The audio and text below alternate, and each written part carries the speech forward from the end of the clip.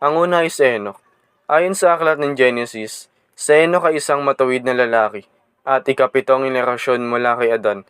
Namuhay siya ng malapit sa Diyos at kilala sa kanyang kabanalan at pagsunod. Sa Genesis chapter 5 verse 21 to 24, mababasa natin ang kwento ni Enoch. At nabuhay si Enoch na 65 taon at naging anak si Metusalem. At lumakad si Enoch na kasama ng Diyos pagkatapos na maipanganak si Metusalem na 300 taon at nagkaanak ng mga lalaki at mga babae. At ang lahat na naging araw ni Enoch ay 365 taon. At lumakad si Enoch na kasama ng Diyos at di siya nasumpungan sapagkat kinuha ng Diyos.